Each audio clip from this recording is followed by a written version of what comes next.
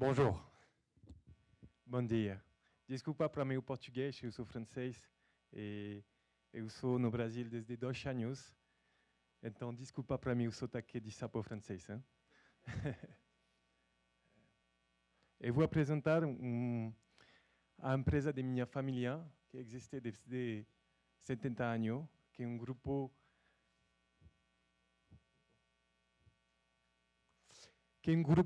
especializado no guarda-corpo de alumínio, né? Então, nós somos um tailor-made de guarda-corpo sem extrusão, que é muito importante, porque no Brasil existe muita empresa de extrusão que vão procurar um produto a fabricante. Então, nós somos uma casa de sistema industrializado. Nós temos 5 fabricantes na Europa e mais de 600 colaboradores na Europa. Então, nosso guarda-corpo tem mais de 10.000 combinações e nós podemos fazer 600 km de guarda-corpo linear cada ano. Então, eu vou apresentar uma pequena vídeo para explicar o conceito.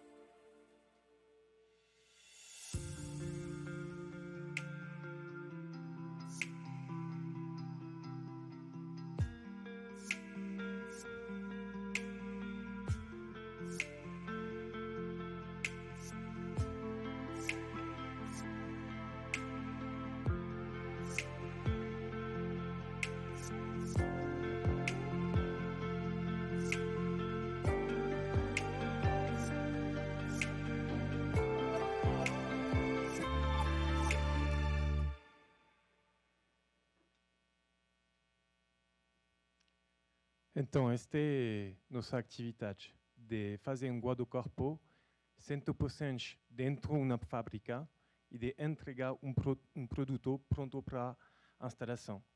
Então, para este, quando eu fui no Brasil a primeira vez, o produto bugal ele é 100% feito no Brasil. Nós temos uma fábrica no Diadema, na Imigrantes, atrás de Papais, onde nós temos 70 colaboradores e nós trazemos todas nossas máquinas e nosso software para procurar um produto 100% feito no Brasil. Mas eu estou aqui porque Milena me convidou de falar de um projeto que nós fizemos na França, que tem muito primo Desculpa, não tem a remote. Próximo, por favor. Francês, português, estou estressado. Enfim, pode voltar, por favor? Beleza, obrigado. Ok, vou finir com este slide e depois todos vamos. Bom, esta é a empresa no Diadema, onde nós temos todas as nossas máquinas e onde nós podemos fazer todos os guarda-corpos para os prédios, né? Então, você pode passar a próxima slide, por favor. Próxima. Ok. Nós temos na França, depois da guerra, o país foi totalmente demolido. Então, nós fizemos muito prédio social ao redor da 1970, que era prédio que você pode ver no branco e vermelho. Então, este prédio veio um prédio muito difícil para as pessoas que moram dentro porque não tem manutenção do prédio e você tem muito problema ao redor deste prédio, da droga, da muitas coisas. Então, um grupo de arquitetos chamou nós para colocar o guarda-corpo na fachada e fazer uma varanda, e mudou totalmente a vida das pessoas, porque as pessoas ficam dentro do apartamento durante o retrofit. Então, nós fizemos uma reportagem, a próxima slide, que fala de todo este projeto. E se, em vez de explodir os edifícios dos conjuntos habitacionais em ruínas, para então reconstruí-los, nós os reformássemos? Foi assim em Bordeaux, nos edifícios da Cité do Grand Parc. Os edifícios foram alargados, acrescidos de uma estrutura de alumínio e vidro que ilumina os apartamentos e oferece espaço aos seus habitantes. Veja esta reportagem de Yves Joncar e Olivier Palomino. Aurélia Ramos não tem a mesma vida há 2 anos e meio. Inquilina de um conjunto habitacional social em Bordeaux, o seu alojamento foi radicalmente transformado. Seu pequeno apartamento de 46 metros quadrados de 2 cômodos dobrou de tamanho graças à inclusão desta varanda. Então eles fizeram a varanda. Até chorei quando vi essa belezura. Agora ela passa a maior parte do tempo neste vasto cômodo que ela transformou em várias salas de estar. Isso mudou a minha vida. Mudou a minha vida. Quando eu vi isso, não acreditei. O distrito de Grand Parc, em Bordeaux, é uma transformação única no mundo. São 530 moradias nesses 3 blocos de edifícios em que foram adicionadas estas varandas envidraçadas. Essa é uma revolução, graças à tecnologia e know-how da Bugal. Construídos na década de 1950, esses edifícios não envelheceram muito bem. Antiquados e talvez dilapidados, eles estavam destinados à destruição. Até que um grupo de arquitetos, em colaboração com a Bugal Guarda-Corpos, teve a audaciosa ideia de anexar nessas fachadas placas de concreto com guarda-corpos em alumínio pré-moldado, fabricados pela Bugal. O resultado é surpreendente. As paredes desaparecem e no lugar delas entra esse novo visual, colocados lá por um guindaste. Para os designers, é como construir um novo prédio. É um aumento do edifício com um novo edifício que é anexado a ele. E com isso aumenta as habitações em 4 metros, com estrutura e fundações próprias, como você pode ver aqui. O projeto durou 2 anos e meio. Os habitantes ficaram em casa durante as obras e os arquitetos venceram a aposta: evitar a demolição deste patrimônio urbano denegrido. Esses edifícios foram muito bem construídos em termos de trabalho estrutural e têm esse potencial para serem transformados e atualizados. Então é possível oferecer habitações bem contemporâneas e também diversas qualidades arquitetônicas que correspondem às expectativas e aos estilos de vida atuais. Inquilinos como Dalila Oulad e seu marido apreciam os 50 metros quadrados extras de espaço com vista para Bordeaux. E especialmente o aluguel de 300 euros por mês sem taxas, que não aumentou. O custo do aquecimento até diminuiu, porque o isolamento foi refeito e os jardins de inverno funcionam como isolantes térmicos. Em média, faz 14 graus no inverno, desde que fechem as janelas e coloquem as cortinas térmicas de alumínio. A conta do aquecedor atualmente baixou mesmo. Podemos contar quase entre 40% e 60% da economia ao longo de um mês. Se bem me lembro, cerca de 30 euros a menos.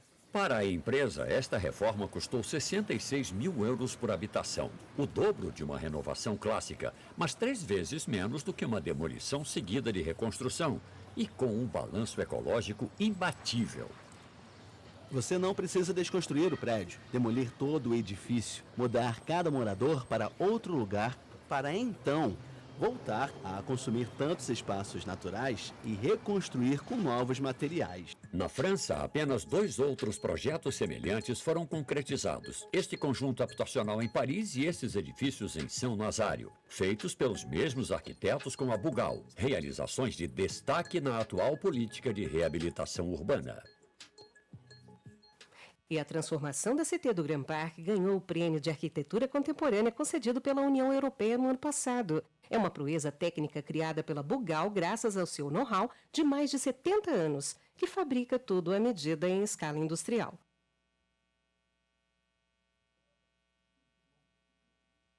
Obrigado. Agora vou apresentar um pouco nosso produto, que pode ser colocado no centro de São Paulo, porque todo este produto, como ele é industrializado, ele tem um custo-benefício muito bom. Então, eu vou deixar Jorge Ishikawa, nosso diretor de produto, falar de todas as tipologias que nós podemos oferecer. Rapidinho aqui. Bom dia. Rapidinho aqui, porque nós estamos com o tempo bem curto. Então, a grande mensagem que nós queríamos deixar aqui é que nós temos produtos customizados, então, atendendo a demanda hoje, que é um produto que nós sempre colocamos que foi negligenciado pelo mercado, que é o guarda-corpo, né?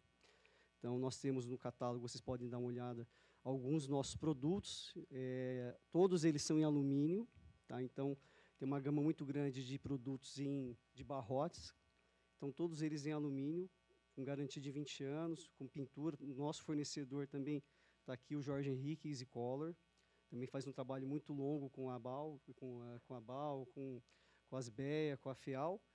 Então, um pouquinho dos nossos produtos, vocês podem olhar aqui. Tem o nosso site também, os nossos catálogos. Nós temos ali também um configurador, tá, que vocês podem ter acesso, criar vários tipos de produtos. E a grande mensagem que a Bugal tem aqui hoje é que nós temos total interesse em participar em tudo que foi dito até agora. Então, foi colocado a questão da sustentabilidade, do alumínio. Então, isso tudo está no nosso conceito. Tá? Então, é com o maior prazer que estamos aqui. E a mensagem final é que a Bugal está aqui no Brasil para ajudar a revitalizar não só São Paulo, mas Rio de Janeiro, Recife e outros lugares que são tão importantes historicamente falando. Tá bom? Agradeço a todos. Obrigado, Alexandre. Eu sei que é um grande desafio falar francês com o sotaque de português, mas estamos aqui, qualquer coisa pode nos procurar. Tá bom? Muito obrigado. Merci beaucoup.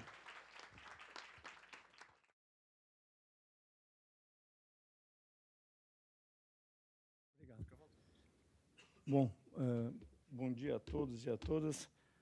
Agradecer a presença da Bugal também, interessantíssima aí a proposta da possibilidade aí de retrofitar. Na realidade, quando nós começamos a pensar esse evento, né, a gente lembrou que a Asbeia, em 2003, fez, tá, um seminário exatamente com, e aí acabou nos referenciando o nome do evento, Acontecendo Centro. Tá?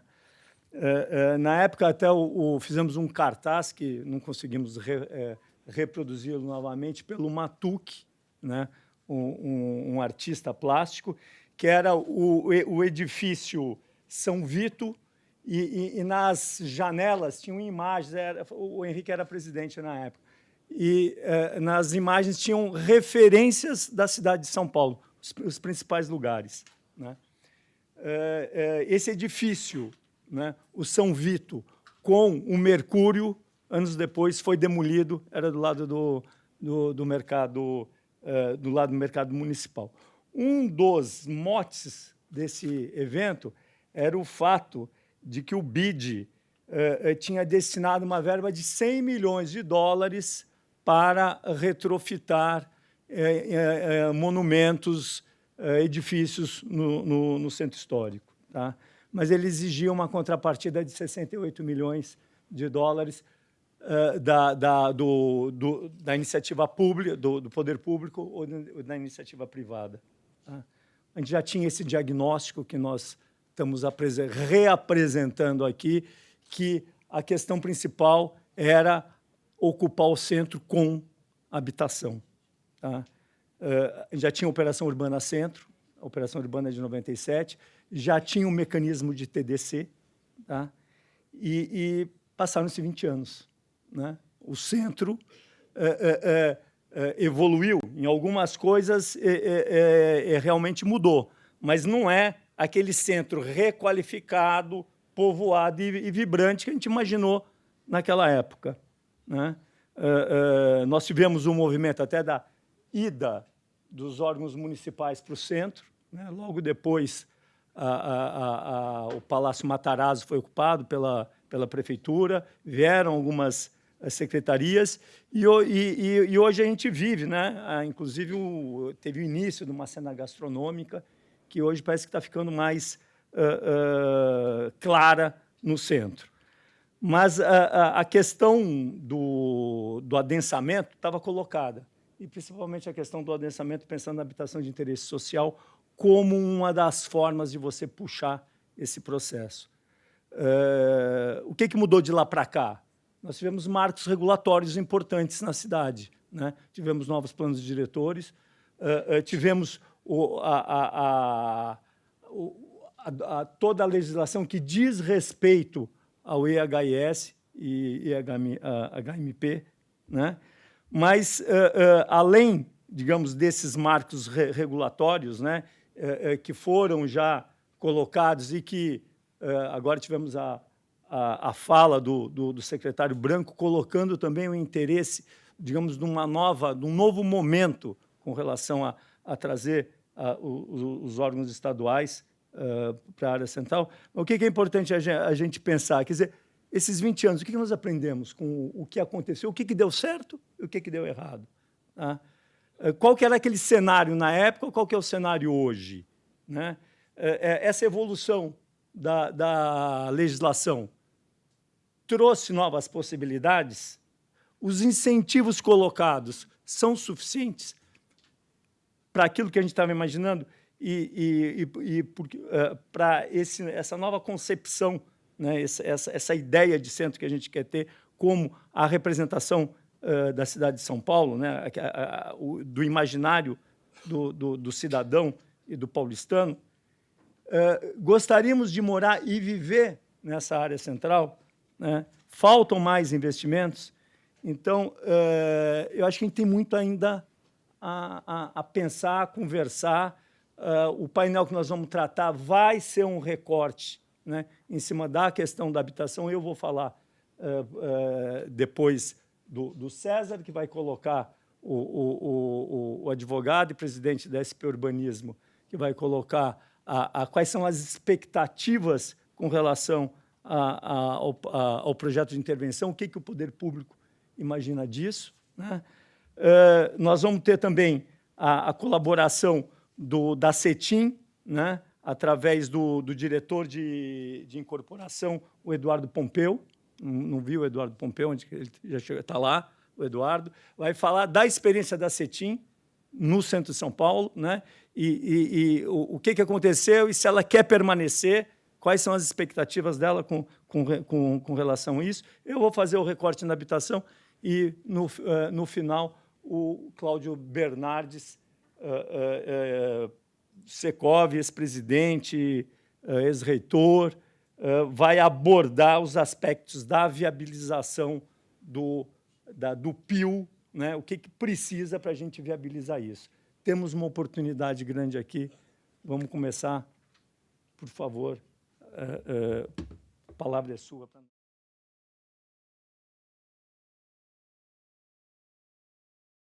Olá, bom dia, amigas, amigos. É uma satisfação muito grande poder estar aqui. Quero agradecer a Milene pelo convite, a ASBEA São Paulo, da gente poder estar aqui conversando um pouco sobre a região central, sobre essa lei que, depois de anos de discussão, conseguimos aprovar na Câmara Municipal e o prefeito sancionar, que é o PIO Setor Central. Quando a gente fala... Para a gente ganhar tempo, dado o horário, eu vou falar aqui e vou dispensar a apresentação, que eu acho que a gente vai um pouco mais rápido com isso, que eu estou vendo que está todo mundo com pressa pro almoço.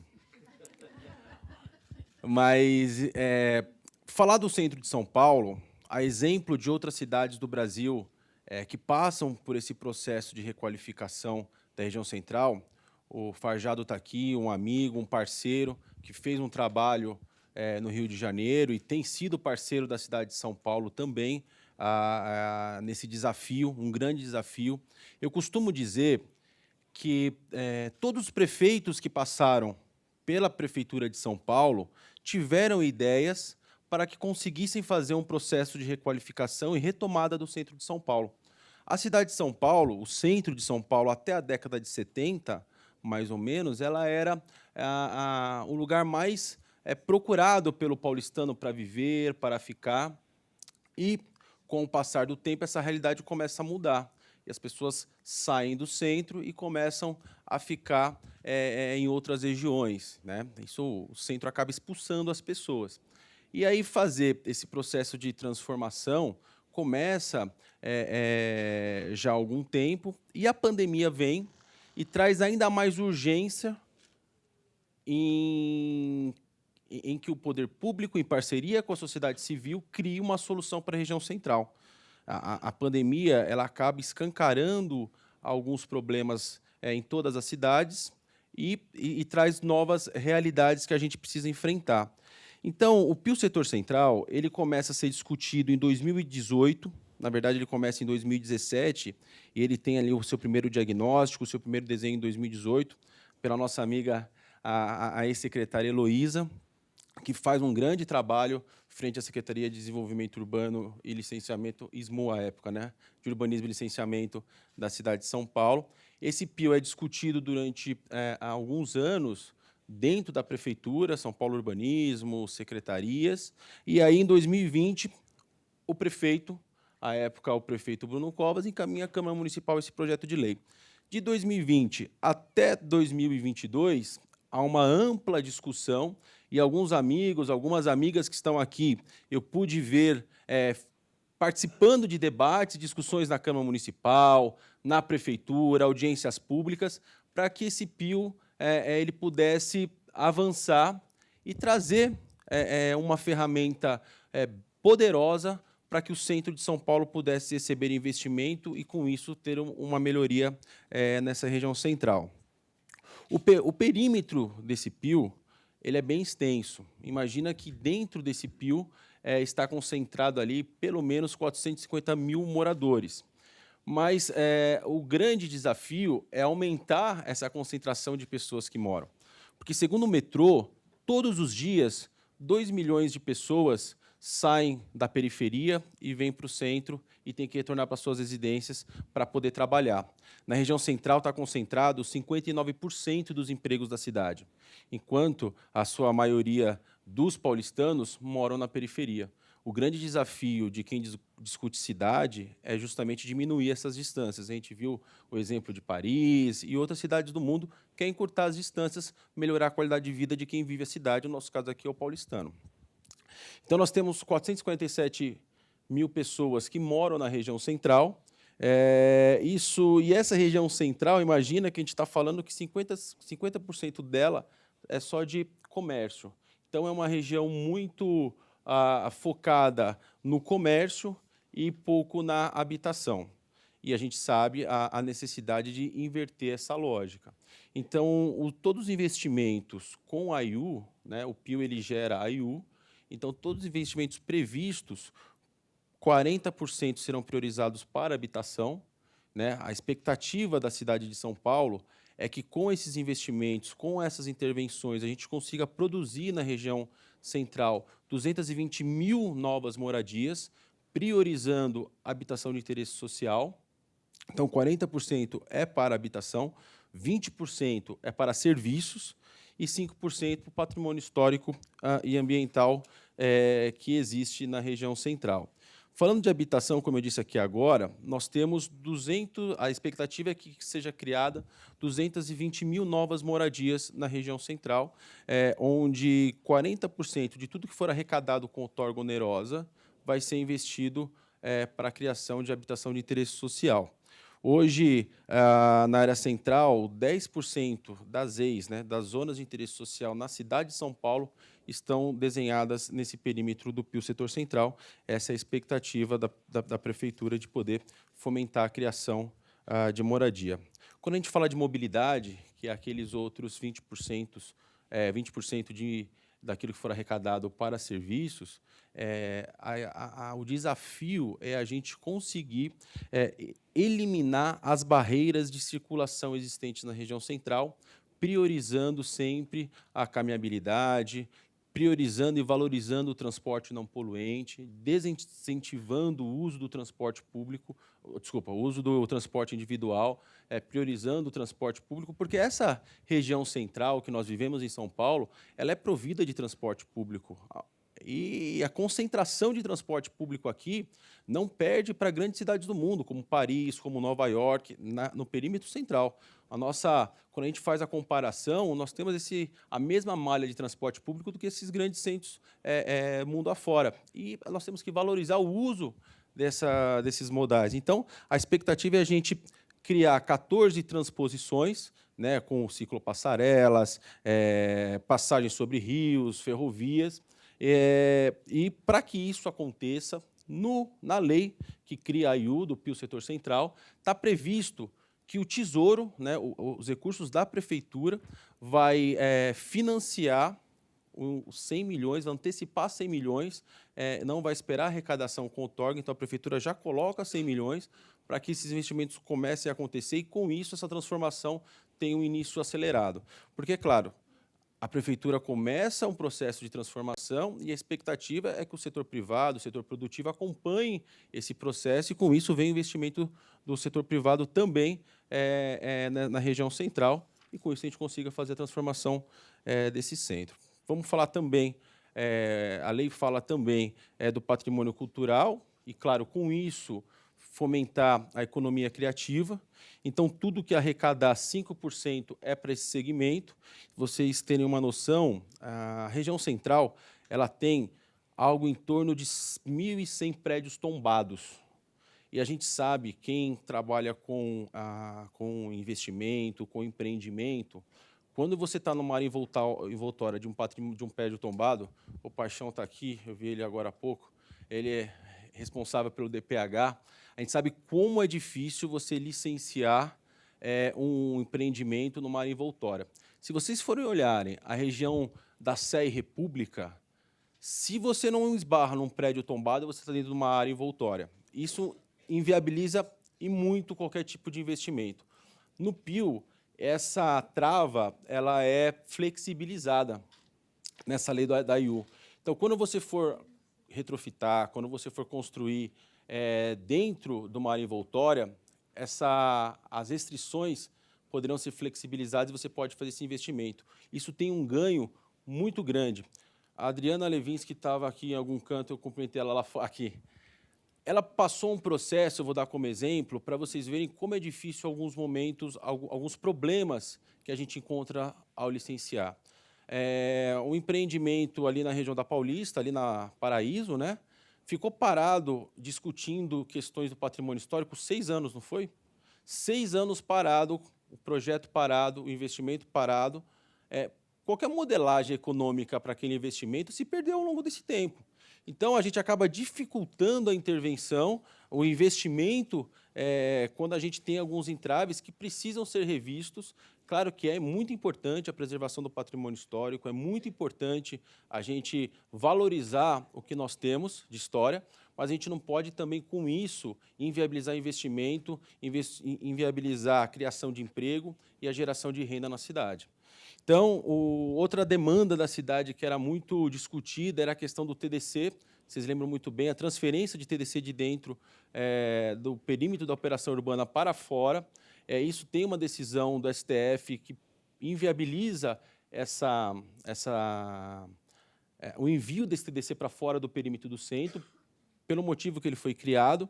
Então, mas nós conseguimos aqui fazer uma forma que você pode usar o TDC para regularizar o seu imóvel que está dentro do perímetro. Então, quando você pensa em retrofitar, e a gente sabe que muitos dos imóveis eles estão irregulares na região central, assim como na cidade de maneira geral, em vez de pagar outorga, você pode pagar com TDC. Isso você gera uma circulação desse TDC, e quem possui TDC, que é o pessoal que tem um prédio tombado, que tem esse estoque, consegue fazer com que monetizar esse TDC e, com isso, investir na requalificação desses prédios históricos.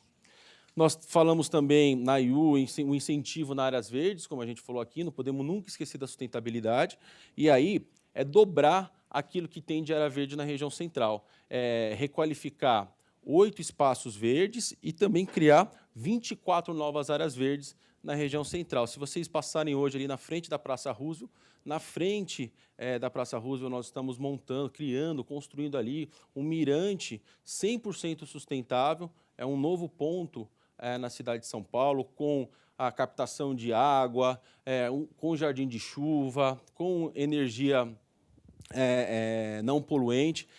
Vai ser um case de uma intervenção pública na região central. 5% daquilo que for arrecadado com outorga vai ser preciso investimentos também. E falando em outorga, assim como era na operação urbana, permanece no PIO, na IU, os perímetros de Sé e República, a outorga é zero, justamente para que haja um incentivo para que o setor produtivo possa investir e possa gerar ali novos investimentos, novas construções. Outras intervenções no centro estão acontecendo. O centro é uma prioridade do prefeito Ricardo Nunes, assim como está previsto no plano de metas à época criado pelo prefeito Bruno Covas. Então, é uma série de investimentos que a Prefeitura de São Paulo tem criado para que a gente consiga fazer um processo de requalificação na região central. Nós temos a reforma do calçamento do Triângulo Histórico, depois de longos anos, briga judicial, discussões com o Tribunal de Contas do município, a gente conseguiu avançar nessa licitação. Começa a troca do calçamento no Triângulo Histórico. Nós temos o projeto que está em curso de requalificação do Parque Dom Pedro. Nós temos a esquina histórica, que nós entregamos ela em dezembro, uma requalificação da esquina mais famosa da cidade de São Paulo, que é o entroncamento entre a Avenida Ipiranga e a Avenida São João. Temos o programa Pode Entrar, que é um programa que ele inverte a política habitacional da cidade.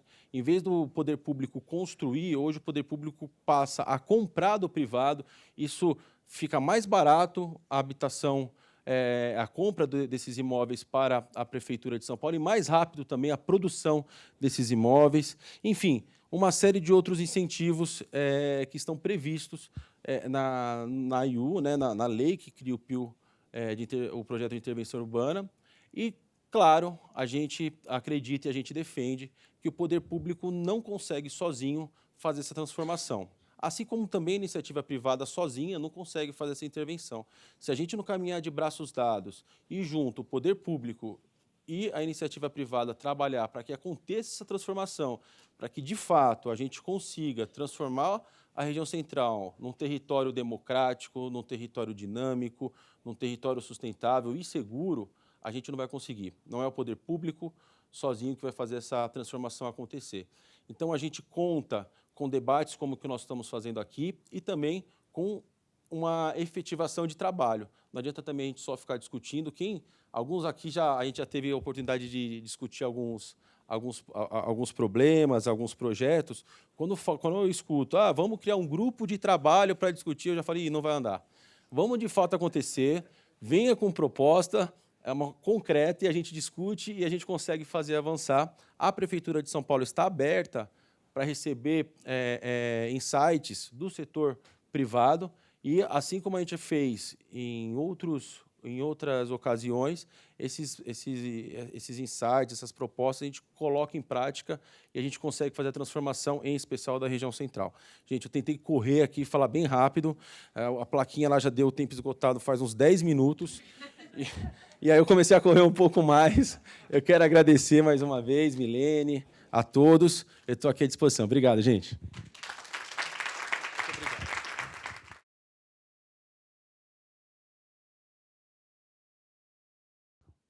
Bom dia, quase boa tarde. Estou vendo a cara de todo mundo com fome mesmo. Reforço a fome de todos. Não, não é, você está certo. São 12:30, prometo correr aqui com a apresentação. A gente teve algumas aulas aí na parte da manhã, muito interessantes. Eu vou contar um pouco da história da CETIM, da qual eu sou diretor de incorporação. Estou há 13 anos na empresa. Eu vou começar a passar a apresentação e aí acho que depois tem bastante tempo para o bate-papo ali na mesa redonda. Contar um pouco rapidamente a história da empresa. A CETIM é uma empresa de 44 anos de história, especializada em empreendimentos de médio e alto padrão. Não atuamos em Minha Casa Minha Vida, HS, nem retrofit, apesar de termos recebido muita proposta para desenvolver esse tipo de projeto, até pela nossa experiência no centro de São Paulo. Temos uma larga experiência também em empreendimentos hoteleiros, desenvolvemos alguns empreendimentos aí ao longo desses 44 anos, alguns na cidade de São Paulo, interior, até Nordeste, enfim. E a nossa história no centro de São Paulo, ela nasceu em 2011, aqui. Eu entrei na empresa em 2010, depois eu vou contar um pouco mais os detalhes, mas a CETIM é uma empresa de um empresário arquiteto, então acho que isso provoca muito, né? Eu sou engenheiro civil, então acho que o fato dele ser arquiteto provoca muito a gente pensar diferente, pensar em produto, tanto que a gente foi quase precursor na cidade de São Paulo para desenvolver esses empreendimentos no centro de São Paulo. Eu lembro, tem vários amigos aqui presentes, alguns desses estudos aqui, quando eu mandei para alguns escritórios de arquitetura, alguns devolveram falando que tinha sido estudo de TCC, de graduação de curso. Então, isso mostra a importância desses terrenos que a gente desenvolveu e da qualidade dos projetos deles. Então, eu vou pular aqui direto por conta do tempo exíguo, mas lançamos o primeiro em 2011, entregamos o primeiro dessa safra em 2015, lançamos dois em 2011, entregamos 2 em 2015, lançamos outros 6 projetos no centro de São Paulo, o último mais recente, em 2020, logo que passou aquela fase um pouco mais crítica daquela primeira onda da pandemia. E aí eu trago um pouco das complexidades de se incorporar no centro de São Paulo, né? Os terrenos são muito pequenos, e quando eu falo terreno aqui, curiosamente, diferente do resto da cidade de São Paulo, a gente está falando em estacionamentos, incorporamos em 8 terrenos ocupados, ou, melhor, subutilizados por estacionamentos, para uma região que tem tanto transporte público, tem metrô, ônibus, tem estacionamentos de 2, 3 mil metros quadrados, não faz, na nossa concepção, qualquer sentido. Tanto um exemplo que o nosso primeiro empreendimento que a gente concebeu lá em 2011, 12, antes muito de existir Uber, né, de existir aplicativo de táxi, a gente tem 4 subsolos, dá para jogar, se você pegar o segundo, o terceiro, o quarto, dá para você praticar esporte. Ninguém desocupados. Então, isso é uma particularidade também do centro de São Paulo. Então, os terrenos são pequenos, são apertados, a gente fez várias incorporações em terrenos de menos de 1.000 metros quadrados. A gente colocou placa em algum terreno, eu lembro um terreno específico na esquina da São Luís, com a Consolação, que muita gente ligou perguntando se eu ia construir uma loja lá, porque não cabia um prédio, mas coube, está lá, está pronto, e são projetos que, eu não tenho dúvida, que requalificaram e elevaram o padrão de moradia do centro de São Paulo. O César mesmo comentou que o centro de São Paulo, a gente passou por várias dessas dificuldades, até por ser praticamente um precursor. Então, a gente se deparou com várias dificuldades durante o licenciamento. Eu lembro de um caso específico, que quando a gente vai aprovar um projeto, tinha uma adupe do subsolo, né? Então, você fala, decreto de utilidade pública do subsolo, gente, como é que pode isso, né? Em algum momento teve um projeto de se construir um estacionamento num perímetro grande do centro de São Paulo. Então, o licenciamento, de fato, é complexo, continua sendo bastante complexo, até pelo alto potencial de desenvolvimento de área computável, pelo tamanho do terreno pequeno e também para que garanta, né, a volumetria das construções do centro de São Paulo. Então, essa sempre foi uma preocupação nossa. É tudo muito consolidado, tudo muito construído, tudo muito já pronto. Então, é difícil você encontrar terrenos livres, desimpedidos, para você conseguir desenvolver. E tem um outro ponto que a gente... Aí, quando você é quase o garimpeiro lá atrás, né, durante o desenvolvimento do projeto, você começa a pegar algumas coisas que você fala, putz, o centro de São Paulo é cheio de infraestrutura elétrica, hidráulica, nossa, vai ser uma maravilha. É dos projetos onde a gente tem o maior custo de reforço de rede e de instalação para que a gente possa conceber um empreendimento. Isso, não preciso nem falar que isso onera a viabilidade do empreendimento e cria-se aí uma barreira de entrada para novos desenvolvedores. Tem uma questão muito sensível no centro de São Paulo. Eu acho que a gente foi para o centro de São Paulo por esse motivo, acho que pela diversidade, né? É um dos lugares acho que mais diversos da cidade de São Paulo, onde você tem estúdios convivendo com apartamentos família, com apartamentos de 500 metros. Tem um vizinho nosso na Praça da República que tem 400, 500 metros quadrados. Mas o consumidor desse produto do centro, como comentou o Fajardo, são as pessoas sexys e cools ainda. Ainda é. A gente está tentando mudar isso. A gente já entregou empreendimentos com apartamentos de 40, 60 metros quadrados, que eu lembro que no dia da Assembleia era uma família com uma criança pequena. Então, isso mostra que a turma quer ir para o centro de São Paulo, né? Então, acho que falta incentivo, mas a turma quer morar lá. Então, acho que tem uma questão muito sensível, que é a questão de segurança, degradação, zeladoria, que, infelizmente, não é um problema exclusivo do centro de São Paulo, né? A cidade passa por N problemas, Zona Oeste, Zona Sul, onde você andar, não importa se tem um parque, se tem um shopping, é um problema recorrente hoje da cidade de São Paulo. E, para isso, a gente só vai melhorar isso. A nossa concepção de desenvolvedor é essa, ocupando esses lugares, né? Obviamente, a pandemia foi uma cicatriz muito forte que ficou na cidade de São Paulo, quebrou muita gente, fechou muita coisa. A gente viu uma melhoria muito grande no centro de São Paulo, às vésperas da pandemia, né? Vários restaurantes sendo abertos, padaria. Quando a gente entregou um primeiro empreendimento em 2015, no centro de São Paulo, para nossa surpresa, a gente descobriu que não existia farmácia 24 horas. Que não existia um mercado minuto de um pão de açúcar, por exemplo, né? Mas sim mercados que ofereciam um produto que não era adequado para aquela pessoa que estava mudando para o centro de São Paulo e queria um produto de melhor qualidade.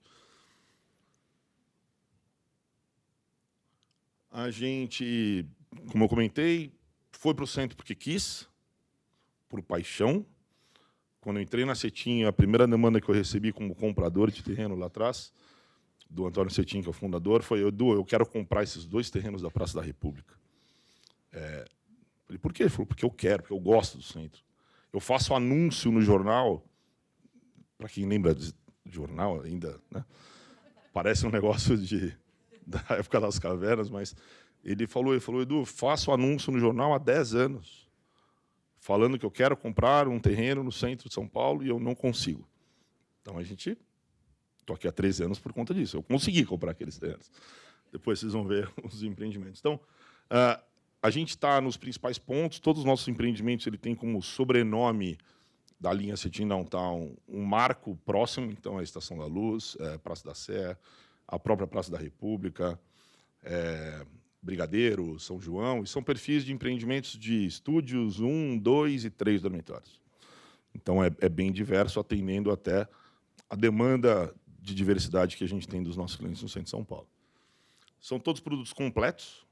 Isso era uma demanda que a gente percebeu lá atrás, porque existiam já vários desses apartamentos pequenos no centro de São Paulo, né? Esses apartamentos pequenos que vão mudando de nome ao longo de 40, 50 anos, né? Era kitnet, eu vi algumas pessoas falando kitnet aqui. Depois foram lofts, depois foram estúdios, isso, né? Então, o centro de São Paulo sempre teve isso, mas a pessoa morava nesse apartamento e não tinha o lazer, né? Então, a gente conseguiu, com esses novos empreendimentos, trazer piscina, rooftop, coworking, academia, uma infraestrutura que a região não tinha de serviço.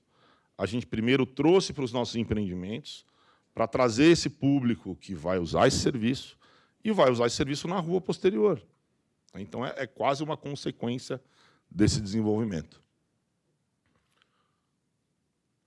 A linha Cetim Downtown ela tem uma particularidade, vocês vão ver depois até um mapa que é curioso. A gente, historicamente, o mercado imobiliário trabalha com compradores, 80%, 70% do empreendimento é vendido num raio de 3 quilômetros. Isso é histórico. Se você pesquisar para qualquer incorporador, a informação vai ser a mesma. Só que no centro de São Paulo, talvez até pelos marcos históricos, pelas referências, pelos afetos que todo mundo algum dia teve alguém que... Minha avó morou na Celso Garcia, no Brás, meus pais nasceram no Bom Retiro. Então, todo mundo, em algum momento da sua vida, ou teve alguém, algum parente, ou passou, ou viveu, ou estudou no centro de São Paulo. E eu acho que, por isso, a gente tem dentro dos nossos clientes, 80% são investidores. Quando eu falo investidores aqui, todo mundo já imagina aquele cara, banqueiro. Não, gente, não é. É o poupador. É aquele cara que comprou um apartamento muitas vezes, que já não mora mais em São Paulo, às vezes para ter uma base em São Paulo, por conta das questões culturais de São Paulo, que tem de turismo, né, de final de semana, que isso é muito forte. Então, a gente tem uma base grande de clientes desse e espalhados no Brasil inteiro. É curioso. A questão hoje, que é uma questão, acho que mandatória, não só dos nossos clientes, né, mas de todo usuário de espaço público, é a questão de segurança. A gente tem um problema, todo mundo sabe aqui, a gente não adianta ficar falando. Eu acho que isso hoje é muito sensível, principalmente pós-pandemia, a sensação de insegurança aumentou muito. Acho que todo mundo aqui passa por isso, ou já passou por isso, recentemente, inclusive. No centro, a impressão disso é até mais latente. Aí, por um outro problema, que acho que aí é muito maior do que a gente está discutindo aqui, que é a questão social, de moradia, de assistencialismo, enfim. A gente poderia ficar aqui mais algumas horas discutindo a respeito. Mas esse é um dos pontos, acho que, mais sensíveis que a gente tem na hora que você pensa em desenvolver um novo empreendimento no centro de São Paulo. E na crença que a gente só ocupa se alguém desenvolver, seja ele retrofit, seja ele um dono de um restaurante, seja um empresário que vai desenvolver um hostel no centro de São Paulo, se não tiver segurança, ele não vai. Então, esse é um ponto, acho que é muito sensível.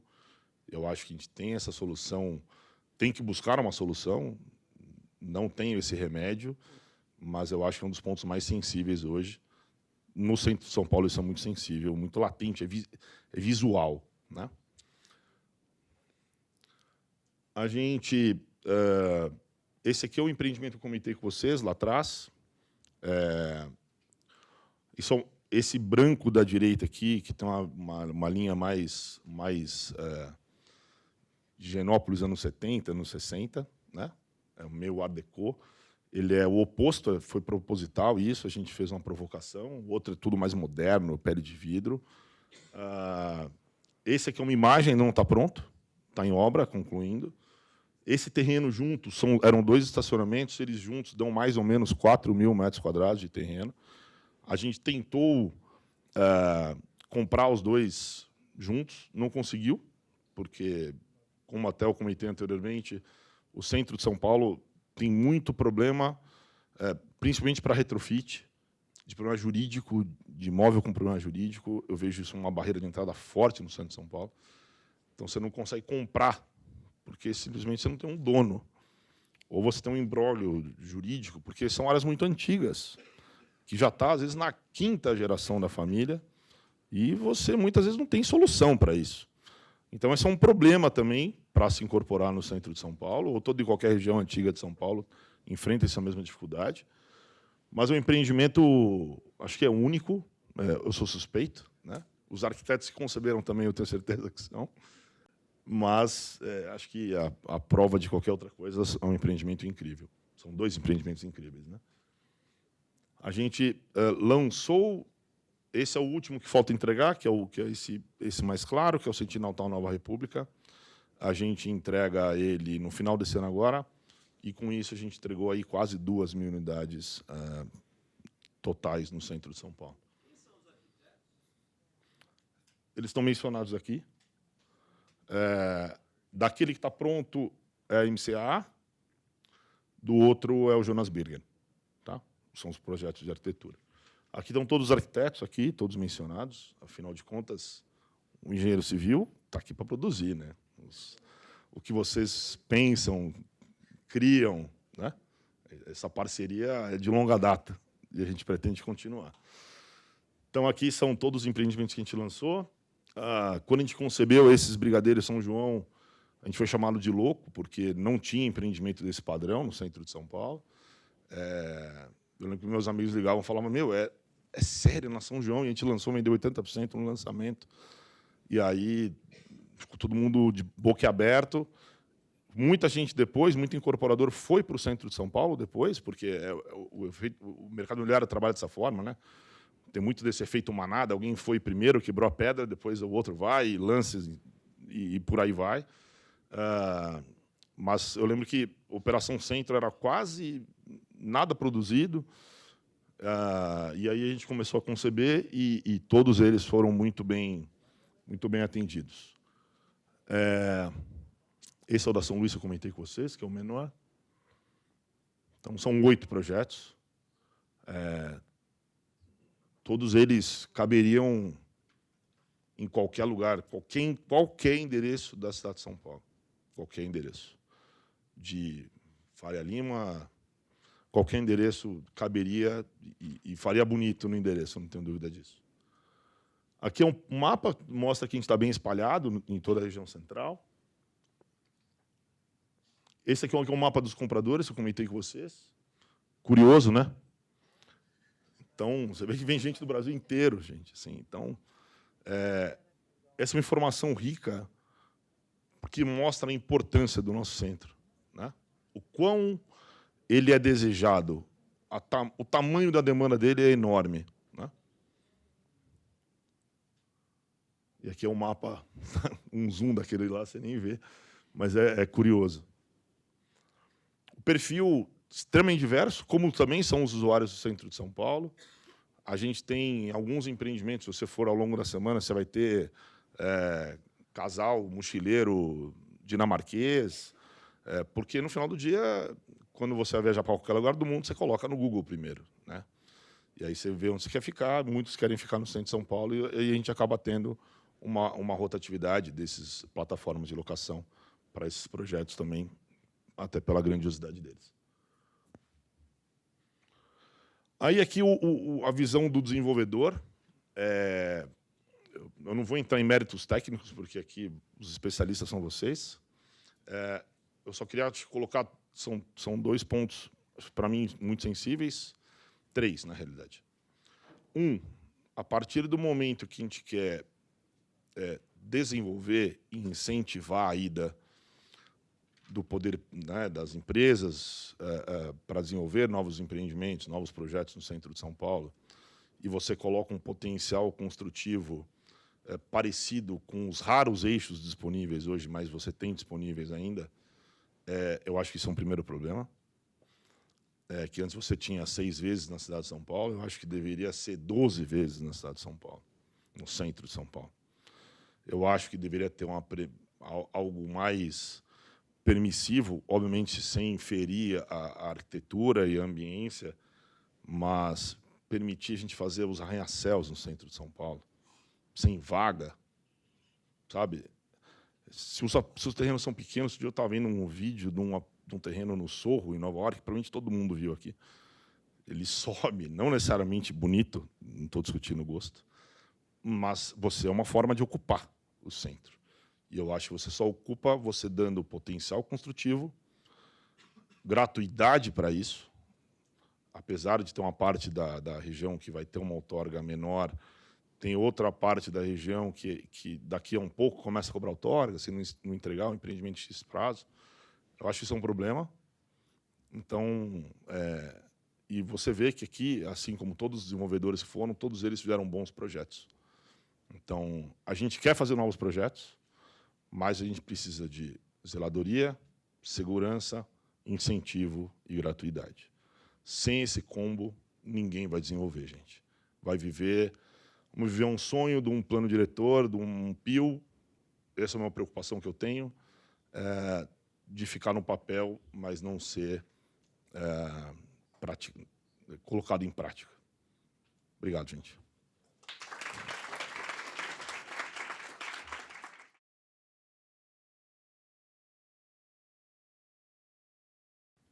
Aí. Bom, vamos lá. Eu vou tentar ser rápido, é um material meio extenso, mas vão aparecer os primeiros mapas. Tá? Então, a ideia, o tema é PIL Central, novas possibilidades. Que possibilidades seriam essas? Né? O recorte é habitação, porque o PIL ele trata de uma série de assuntos. Né?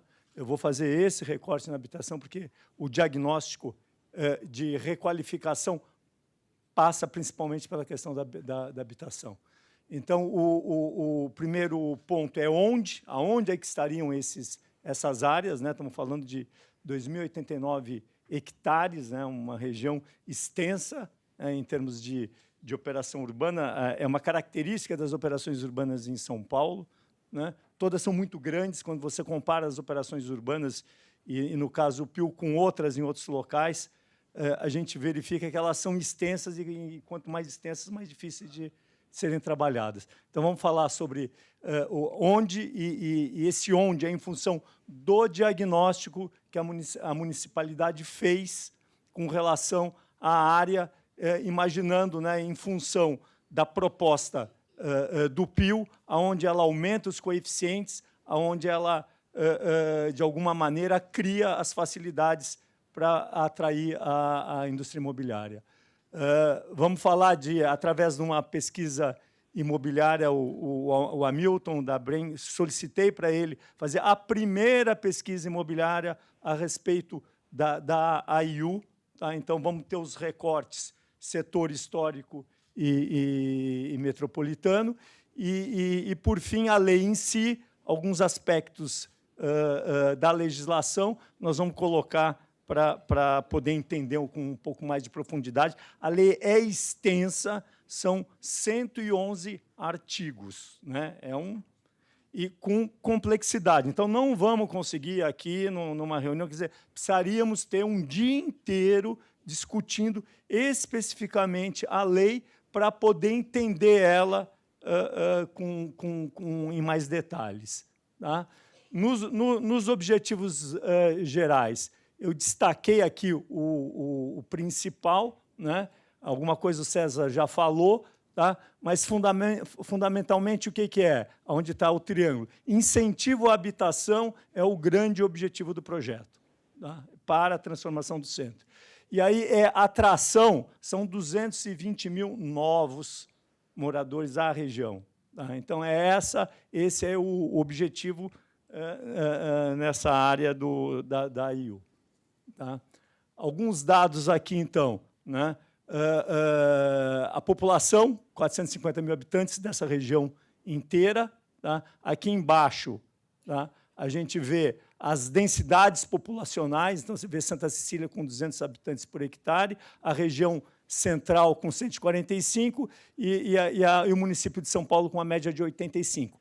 O foco é chegar numa condição similar a Santa Cecília. Santa Cecília é uma referência em termos de bairro que reúne, né, uma qualidade do viver, onde você tem uso misto, você tem fachada ativa. Então, ela é uma referência em termos de planejamento.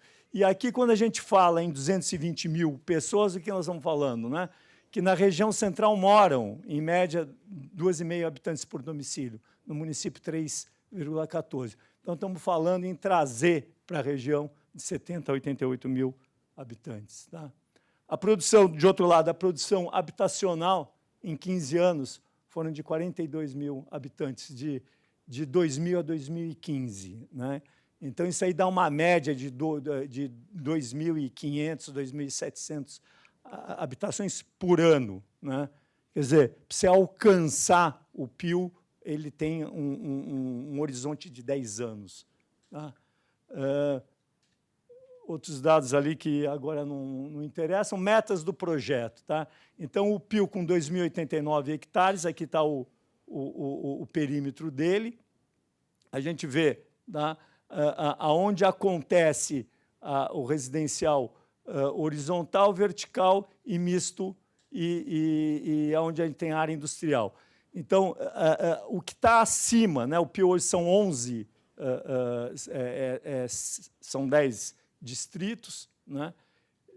Nós temos aqui os distritos, onde a gente tem uma densidade maior, a área de comércio, quer dizer, a ideia é o quê? É criar, né, habitação em torno aí dessa região que está entre o arco, né, do que seria o histórico e a linha de trem no arco norte e abaixo dela.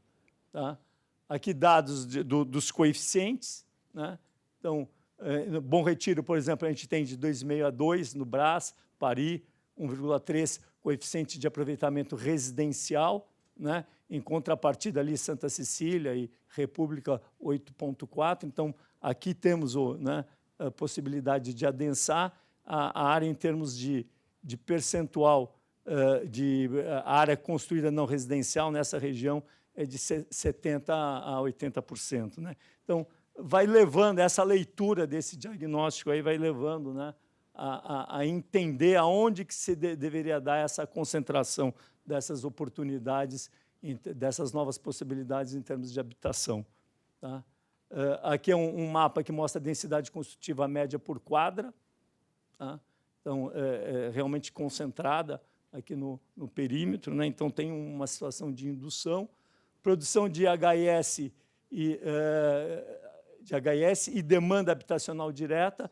Aqui a gente tem aonde esses empreendimentos de HIS foram implantados, né? Aonde temos ocupações, né? Aonde tem cortiços e moradores da situação de rua. Então, isso aqui, digamos, seria a leitura aí da necessidade habitacional nessa região. Tá?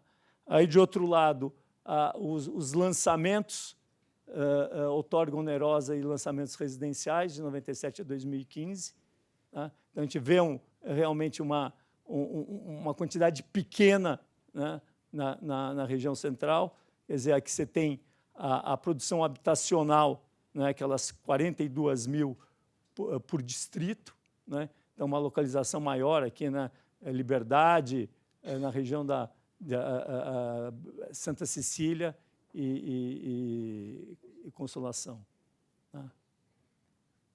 De outro lado, o plano habitacional em 22 fala de 369 mil domicílios na cidade de São Paulo, tá? Sem contar as 31 mil pessoas em situação de rua.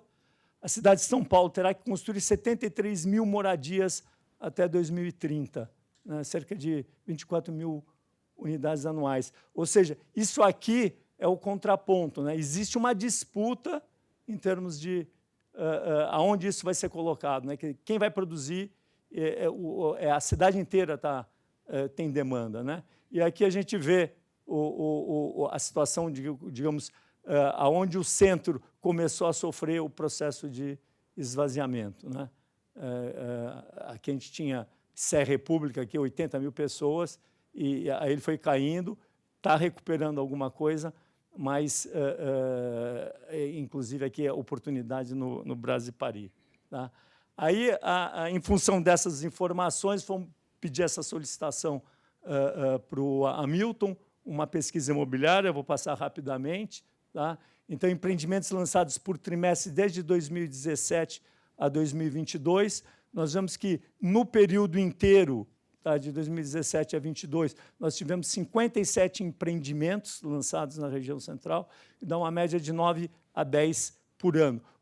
Como é que nós estamos entendendo isso aqui? Tá? Então, o que está em azul escuro é o centro histórico, o que está aqui no azul mais claro seria o centro metropolitano e aqui em cima a somatória das duas áreas. Tá? Com relação à cidade de São Paulo, é importante entender isso, né? Os percentuais são pequenos, são ínfimos, aí que a gente começa a ver a importância do centro em termos do mercado, né? Então, e começamos a entender aqui um certo declínio, né? Pode ter coincidido com o período da pandemia, né? Mas estamos chegando aqui sem lançamentos na região central, né? Com 1,8, 1,1 em termos de empreendimentos. Tá?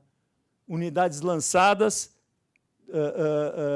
2.764 média anual. Tá? Então, aquela média de produzir essas, em torno de 2.800, 3.000 por ano, é o que o centro normalmente produz, é o que é implantado. Tá? Por trimestre, em termos de VGV, tá? É um VGV de 900 milhões anuais. Né?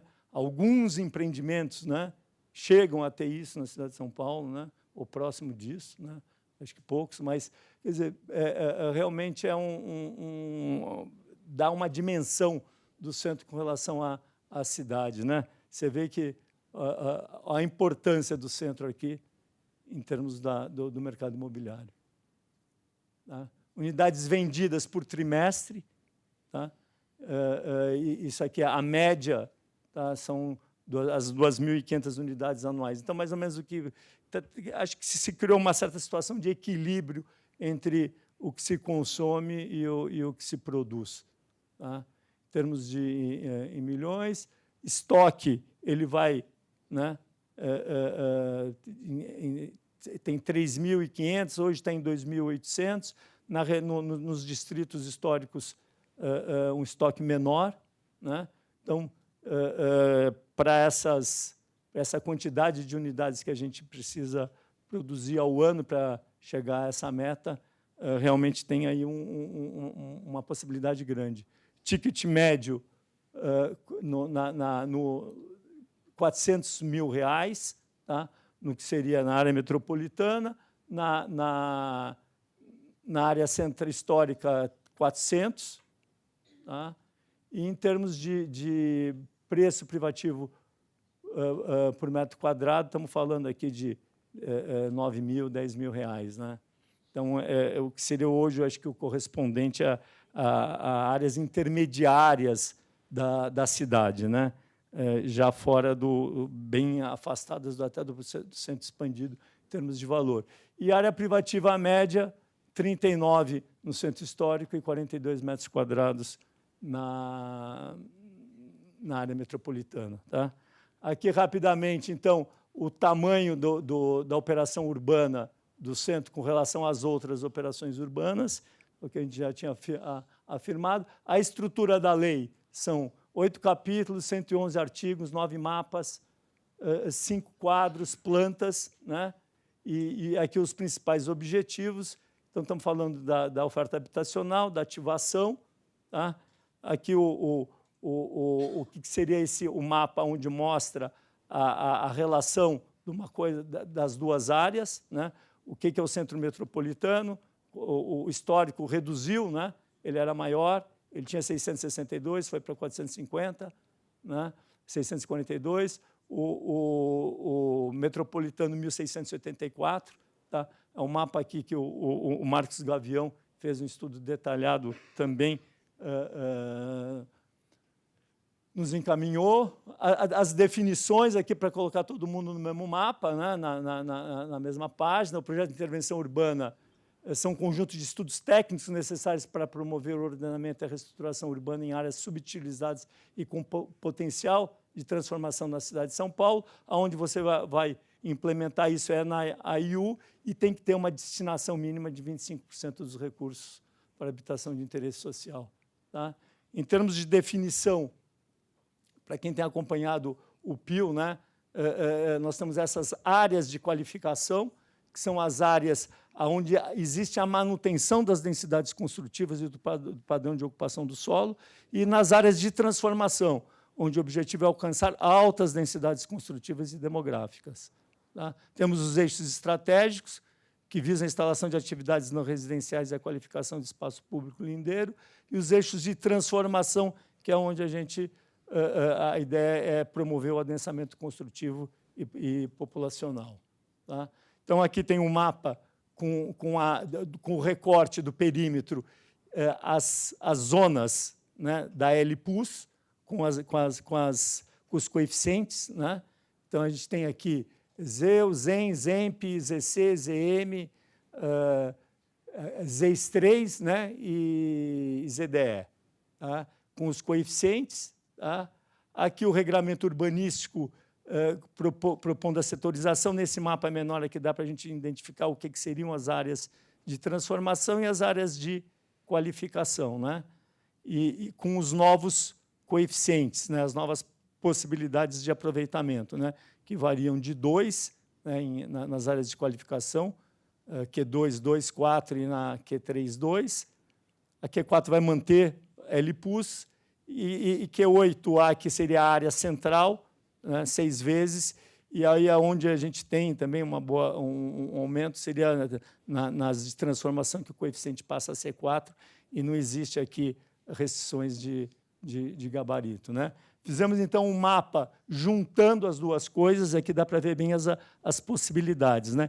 Então, na parte de baixo do mapa está o layer da LPUS, e na parte de cima do mapa, através dessa achura, está o que seria a situação do PIL. Né? Então, se a gente pegar aqui, por exemplo, Santa Cecília, né? O que a gente tem aqui? Tem uma ZEM, né? Que é o que está embaixo, que o coeficiente era 4, né? Mas tinha aquela condição com relação à situação do fator de planejamento, né? E a T2C, que o coeficiente é 4. Agora, se num trecho aqui onde nós temos uma ZC, né, o coeficiente era 2, e no caso aqui com uma T2C, ele passa a T4. Né? Então, através desse mapa aqui, é possível identificar aonde nós estamos tendo variação e ganho de potencial. Né? Um dos maiores ganhos se dão nas áreas de ZDE. Tá? Aqui, depois, o Cláudio Bernardes vai falar um pouco a respeito disso. Aqui a gente cruzou o patrimônio cultural, ou seja, as áreas de influência com os parâmetros urbanísticos. Né? Então, dá para ver aonde tem áreas que, digamos, não seriam necessário aprovação em Compresp, com DEFAT, nas áreas onde isso fica bem concentrado. Né? E aí, digamos, em termos de aprovação, o que isso pode significar. O Marcos Gavião produziu um mapa aqui muito interessante, né, onde ele propõe o que está em verde, né, aquele mapa que eu fiz, mas aqui ele dá uma unificada, mostra em verde o que é o aumento do CA máximo, aonde está preservado está em amarelo, existem situações de redução do coeficiente, né, aí você tem as EIs em cinza, e aí esses sinais aqui de ressalva e destaques positivos em função de exigências que estão na legislação. Né? Então, depois disso aí tem um detalhamento. Eu achei depois esse mapa aqui, olhando o material da prefeitura, que confirma, né? Aqui é um mapa de áreas mais prováveis de transformação, né? Onde a gente vê aqui no cinza escuro áreas não transformáveis, e aqui com um percentual maior de transformação. Então, vai levando, né, a possibilidade, né, digamos, de ocupação, de adensamento para essa região. Tá? Aqui eu peguei um outro exemplo, né, numa situação onde existe aqui, digamos, um aumento de coeficiente. Tá? Até fui verificar isso por causa de um projeto que nós estamos desenvolvendo no escritório, que tem a possibilidade do aumento do coeficiente, mas tem o Cumaer. Nós estamos ali junto da faixa da área de influência do Campo de Marte, né? Então, nem sempre todas as questões que estão colocadas em termos do PIL vão se transformar em potencial real. Tá? Nos parâmetros de ZDE, né, que o ZDE tinha, inclusive, restrição com relação a gabarito e coeficiente. Tá? Então, onde tem qualificação, passa de 2 para 4. Aqui, no caso nas áreas de transformação, também passa de 2 para 4. Então, é um exemplo. Aqui tem aí as ressalvas e os... Depois vou pedir para o Marcos Gavião disponibilizar esses estudos aí para a gente poder passar para vocês. Tá?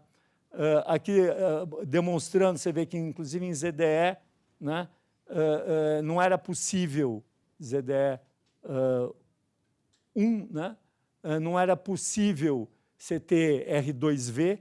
Agora, na legislação, existe essa possibilidade aqui no artigo 16, no parágrafo 2º, mas, estranhamente, não se refere a HMP. Tá? Então, o HMP continua, os empreendimentos de HMP continuam impossibilitados de serem implementados aí. Tempo esgotado. Bom, vou correr aqui, porque... né? Então, aspectos da regulamentação são importantes, tá? De projeto modificativo, isso aí está tudo no final da lei, né? Esses prazos até já perdemos, são 90 dias. Tá? E concluindo, né? Então, sim, né? Quais são essas novas possibilidades? Temos novas possibilidades de projetos habitacionais para vários segmentos de produtos imobiliários. Os mapas comprovaram e é possível isso. Essas áreas, no entanto, localizadas no arco norte do centro histórico, mas que tem como barreira a ferrovia, sendo necessários investimentos em transposição. A gente até está escutando novamente falar da situação de enterramento, né, da linha ferroviária. Isso aqui é uma barreira enorme, precisa ser... Aqui realmente existe a necessidade de grandes investimentos para poder equacionar isso. Tá? O novo marco cria condições para adensamento e verticalização necessárias para alcançar as 200 habitantes por hectare, em termos da legislação, tá? Mas há necessidade de regulamentação rápida e adequada da lei e atentar para as condições de licenciamento, principalmente envolvendo patrimônio e as áreas contaminadas, que são as áreas que estão ao longo dessas áreas da orla ferroviária. Então, é isso. Obrigado aí pela paciência de vocês. Foi rápido, pela boca seca.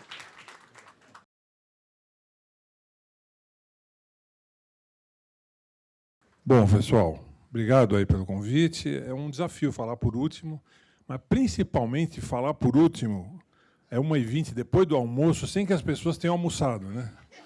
O pessoal já começou a sair. Vamos ver se vocês conseguem ficar aqui mais um pouquinho. Eu estou rápido aqui, mas o negócio aqui... Bom, então, vamos lá. Pio Central, vou falar a minha visão sobre... Uma visão preliminar, lógico, sobre a viabilidade desse Pio. E, obviamente, tem muitas visões sobre essa questão. Muitas têm uma interseção e elas se complementam. Eu vou fazer aqui uma visão, né? Para mim, esse Pio está muito vocacionado e ligado à revitalização do centro, obviamente, e a lei fala em transformação qualificada do território. Ela fala isso lá nos objetivos, e me parece isso é um ponto importante, porque essa transformação qualificada é talvez uma das alavancas para realmente a gente ter essa revitalização do centro. Está muito conectado, a hora que você começa a ler o texto da lei, tudo que está lá dentro, a viabilização está muito vinculada à iniciativa privada. Isso aqui já foi falado até pelo Washington também, a importância de você ter a iniciativa privada junto. E ao longo da lei tem muita coisa sobre essas parcerias, eu vou explorar isso um pouco. Os recursos para o Pio estão vinculados a essas parcerias da iniciativa privada E é uma coisa interessante que foi colocada essa destinação exclusiva da outorga, porque a outorga legalmente vai para o Fundurb, lá tem uma aplicação mais ampla, mas houve uma exceção aqui no Pio Central, e a destinação dos recursos arrecadados com a outorga tem uma destinação exclusiva para o centro. O César falou aí que tem 100 milhões de dinheiro do orçamento, né, que vão ser colocados. Acho que isso é muito importante. Eu não cheguei a ver isso na lei, mas se ele falou que tem, é porque tem. E isso será importante, efetivamente. Eu vou mostrar depois por que isso é importante. Bom, estratégias com relação ao setor privado, né? O setor privado, então, é importante nesse processo. Tem duas estratégias importantes. Primeiro, incentivos. E segundo, parcerias. São os dois eixos de relação com a iniciativa privada. Incentivos. Será que eles são suficientes? Eles são atrativos? E será que as restrições que tem no plano, elas desincentivam? Né? Então, isso é uma coisa que é necessário ter um olhar. E sempre que eu pego uma lei de incentivo, eu olho para isso. Mas é incentivo mesmo? E o que desincentiva? E com relação às parcerias, é a questão da atratividade. Às vezes você propõe parceria, mas a atratividade é zero, não tem atratividade nenhuma. O que acontece? Não tem parceria nenhuma. A gente tem alguns exemplos aí com o setor público com relação a essa questão. Então, incentivos que a gente tem lá. Por exemplo, demolição e reconstrução com os parâmetros antigos, né? Com dispensa de outorga onerosa. Isso já tinha no plano diretor, era uma alteração da lei da Operação Urbana Centro, que possibilitava isso. Como estão revogando com o Pio Central a Operação Urbana Centro, trouxeram de volta esse incentivo, mas com uma melhoria importante. Não precisa o NR no térreo e não precisa ter o mesmo número de vagas que tinha.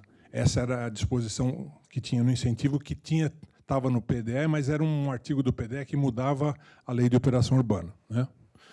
Outra coisa, subvenções econômicas para você fazer demolição, requalificação e construção de até 25% dos custos. Acho isso um ótimo incentivo. Eu não sei de onde vai sair esse dinheiro, não está muito bem explicado como é que é isso. Obviamente, está vinculado a uma série de restrições, o que está correto, né? Você tem que restringir, mas me parece um incentivo bem interessante. Isso realmente pode ajudar muito. Falam de um plano de desenvolvimento do Polo de Economia Criativa do Distrito Sé, que já estava até previsto no plano diretor. Eu acho isso um incentivo interessante, mas eu acho que tem espaço para outros polos de economia criativa, não só esse. Polos de economia criativa temáticos, né? Poderiam fazer parte de um projeto global. Então, isso aí poderia ser uma coisa ampliada. Outra coisa que tem em termos de incentivo é o tal do bônus equivalente. Quer dizer, se você for preservar, produzir HS ou requalificar edificações, você tem um bônus de potencial para ser utilizado num limite de 540 mil metros quadrados. Esse bônus é uma coisa muito interessante, né? Tem um porém aí, né? No caso, por exemplo, de HS, você tem esse bônus vai ser outorgado através de um chamamento público. Isso está correto, né? Vai ter que ter um chamamento público. E depois vai ser definido um fator de bonificação pela SP Urbanismo, né? Então, aí não está na lei qual é o fator. Na hora que for definir esse fator, pode ser que a atratividade vá embora. Então, é interessante, mas precisa ver como é que vai ser feito. E me preocupou um pouco ao ler, que ele diz assim, a SP Urbanismo vai analisar esse fator de bonificação, e ele põe assim, considerando a viabilidade econômica dos empreendimentos geradores face à expectativa de utilização do bônus. Eu não entendi. Se usarem esse critério, não vai ser um bônus nenhum, né? Bom, vamos lá. Com relação à questão das parcerias, né? Que é o outro incentivo. Elas estão muito vinculadas todas aos chamamentos públicos, o que está correto, né? Para ser bem democrático. E eles colocam aí, vamos dizer, a vinculação a algumas diretrizes importantes. Eles vão analisar nesses chamamentos o programa de interesse público, as diretrizes para o parcelamento do solo, indicação de áreas públicas, áreas passivas de transferência e o estudo da viabilidade econômica, né? E aí, sempre eu tenho um pouco de preocupação, quando o poder público faz um estudo de viabilidade econômica do empreendimento privado para dar um incentivo, é complicado. Eu não sei, o pessoal tem um medo de dar as coisas para o setor privado, né? coeficiente, a regulagem, o cara guarda o coeficiente 6 aqui no bolso. Não, esse eu não dou para ninguém, não em nenhum lugar pode ter coeficiente maior. Tal. Então, isso me preocupa um pouco, mas eu acho que é interessante. Outra coisa, outorga onerosa. O centro não tinha outorga onerosa nenhuma. Foi introduzida aí uma cobrança incremental na região central. Depois de muita conversa, houve aí uma cobrança incremental mesmo, nós vamos ver. Agora, olha aqui, estamos aqui no setor histórico, né, que a cobrança é 0 nos primeiros 5 anos, depois tem cobrança. Então, um local que não tinha outorga nenhuma, né, e estava andando com dificuldade, aí você põe a outorga, obviamente vai ser mais difícil, né? Então, assim, a concepção original do Pio Central, que depois ele sofreu modificações, o pessoal teve uma ideia interessante, falou, vamos fazer uma série de investimentos no centro, fizeram um planejamento, e o dinheiro, vamos pegar a outorga, vamos cobrar do pessoal que vai fazer os empreendimentos. Mas não adianta fazer isso, você tem que ter um mecanismo de antes investir no processo para criar valor para poder cobrar a outorga. É isso que eu queria falar um pouco agora. Então, no caso aqui da outorga, vamos dizer, incremental, né? Tem algumas dúvidas também que ficam aí, né? Então, eles dizem lá que você vai ser zerada, mas o interessado tem um prazo de 2 anos após a expedição do alvará de aprovação para protocolizar ou protocolar o certificado de conclusão. Então, vamos lá, você tem data 0, né? Dentro desse período aqui, você tem que protocolizar o alvará. Depois do seu alvará de aprovação, você tem 2 anos para protocolar o alvará de execução, o alvará de conclusão. Ali. Então, você tem 2 anos para concluir o prédio e protocolar. Então, estou imaginando que se você protocolar até um pouquinho antes do 5º ano, mesmo que sua obra se estenda para depois do 5, você continua com outorga 0. Imagino, isso não está claro. Mas o que acontece quando você chegar aqui, nessa zona aqui, entre 3 e 5, aqui já acabou o processo. Porque quem vai comprar um terreno, tendo certeza que vai aprovar em 1 ano, em 14 meses, você já não sabe mais quanto tempo. Então, quando chegar aqui nessa zona, já parou esse processo. Então, na verdade, não é 5, vai ser um pouco menos, porque é muito difícil você ter certeza que você vai comprar um terreno aqui, faltando 12 meses ou 13 meses para terminar o prazo, e você vai aprovar o projeto. Então, eu acho que não vai ter investimento. Agora, também tem uma questão importante, né? Não está regulamentado, mas o prazo já está correndo, né? Nós já estamos por aqui, assim, ó, sei lá eu. Né? E essa regulamentação, cadê o César? Ele não está aí? Propositalmente, ele foi embora. Mas eu vou falar com ele. Ele falou para mim lá fora, você já tá, ele falou, eu cheguei, olhei para ele e falou assim, essa sua cara, você já está me cobrando a regulamentação. Não falei nada. Então, ele sabe que o negócio está devendo. Né? Bom, alguns problemas. Primeiro que eu falei, né? Olha aqui, ó, isso aqui é a Operação Urbana Centro. Coeficiente 6, outorga 0. Melhorou? Melhorou aqui. Agora, coeficiente menor que 6 e tem outorga. Né? Então, essas coisas não são muito legais, né? Quer dizer, você tinha um coeficiente 6 sem pagamento, depois uma parte com outorga incremental e a outra parte com outorga coeficiente menor. Então, não é um incentivo tão grande assim, mas deveria se pensar diferente nisso. Outra coisa aqui, né, o Paulo tocou um pouco. Isso aqui são as envoltórias de tombamento. Não é fácil, né? Sobrou uns pedacinhos aqui que não tem, mas quem quer trabalhar por aqui assim não é brincadeira, né? E a gente sabe o que... Cadê o Paixão? Está aí? Também não. Vou fazer o quê? Então, tá bom. Mas ele sabe, o Paixão sabe que lá é difícil mesmo. Outra coisa, a outorga pode ser alienada por leilões promovidos pela SP Urbanismo. Está na lei. Outorga já é uma coisa interessante, porque você sabe o preço, você faz a conta. Quando entra o leilão, é um negócio que começa a complicar. É a mesma coisa do CEPAC, você não sabe quanto vai pagar. Se isso realmente vingar, aqui ainda tem lá assim, quantidade e valor serão definidos pela SP Urbanismo. Então, isso é um problema. Quer dizer, não tinha outorga, você põe outorga. E ainda diz que a outorga pode ser por leilão ainda. Quem que vai comprar um terreno se não sabe nem quanto vai pagar? Né? Então, acho complicado isso. Tempo de vigência do programa é outra questão, né? Prazo de 10 anos ou esgotamento do potencial construtivo. Tudo bem, tem um prazo para começar, um prazo para terminar o projeto. Mas o que acontece?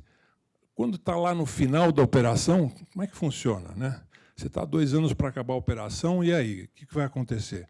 O meu projeto, se eu entrar com o projeto agora, mas só aprovar depois do fim da operação, vai valer? Eu posso? Ou seja, essa operação também vai valer 8 anos por aí, mais ou menos, né? Não tem um way out da operação, não está isso lá na lei. E não tem transparência com relação ao monitoramento do estoque, porque é um estoque de 3.600.000 metros, acabou o estoque, acabou a operação. Pode acabar não em 10, pode acabar em 4 anos.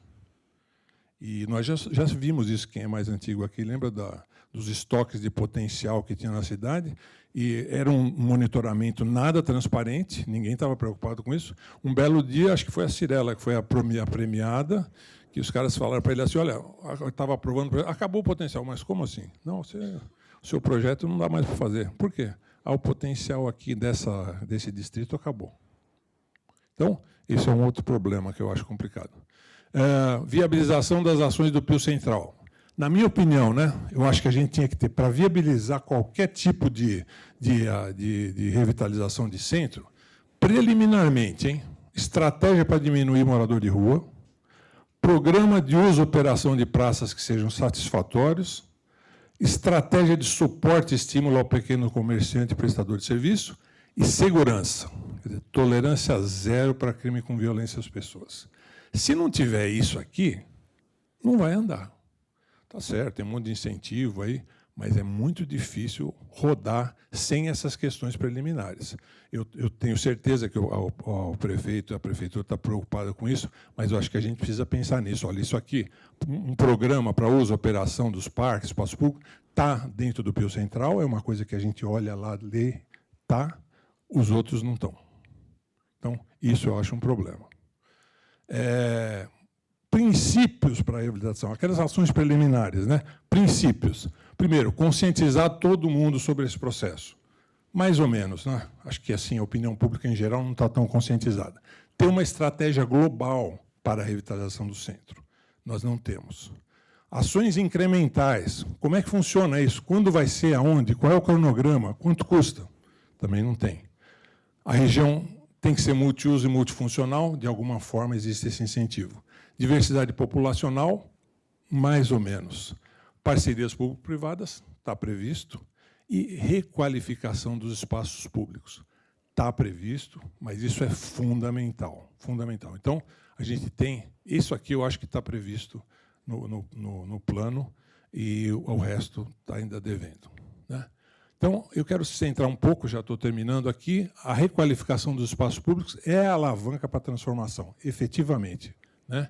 Eles estão prevendo intervenção em espaços públicos aí em várias áreas do centro, que eu acho bem interessante. Tem esses projetos especiais aí, né, de requalificação, que estão aqui focados no Minhocão, Parque Dom Pedro e Largo da Concórdia, né? Então, a SP Urbanismo vai ainda elaborar esses projetos especiais de requalificação. Eles estão só indicados, não estão com o projeto pronto. Ok, uma indicação importante, mas ela pode fazer chamamento para outros locais, o que eu achei bastante interessante também. Projetos estratégicos, esses sim são intervenções em imóveis públicos, eles colocaram aqui Detran, Canindé, Santa Rita, isso com parceria com a iniciativa privada em chamamento público, e assim teriam contrapartidas de interesse público dentro desse projeto estratégico com a iniciativa privada. Então, também é importante, estão focados aí, mas são locais importantes, eu acho que são projetos que podem alavancar de uma forma importante também essa região. Mas aí volta aquela questão, né? Precisa ver como é que está a atratividade desse chamamento público e desse projeto estratégico. Eles têm um programa de intervenção em espaços públicos, e aí sim, implantação e requalificação de área verde, requalificação de viário e implantação de equipamentos públicos sociais, que eu acho muito importante. Mas, como que isso sai do papel? Isso não está dito. Então, é uma carta de princípios e intenções muito legal, achei que é bem interessante, mas e aí? Qual que é o cronograma disso aí? De onde vem cada tipo de recurso? Então, não sei, também não sei responder. Eu acho que isso seria muito importante para a gente saber para onde vai, se esse projeto realmente vai ser viável. Então, eu acho assim, o projeto é interessante, ele tem uma espinha dorsal interessante, mas ele é necessário, mas não suficiente. Está faltando coisa ainda. E eu quero colocar isso aqui porque é fundamental. O incentivo à produção requer investimentos prévios. Não adianta se querer esperar arrecadar outorga para fazer alguma coisa que não vai acontecer. Então, tem que ter esse investimento prévio. Ele falou aqui em 100 milhões, o César, eu acho muito importante. Gostaria de saber aonde vão ser colocados esses 100 milhões, porque se tiver uma cabeça bem estratégica, você consegue fazer com que determinadas regiões gerem atratividade, e a partir daí você começa a arrecadar outorga onerosa, e aí você começa a entrar num fluxo interessante. Obrigado. Certo.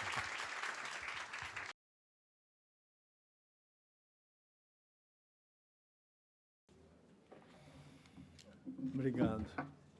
Bom, temos 3 perguntas. Tem um tratado.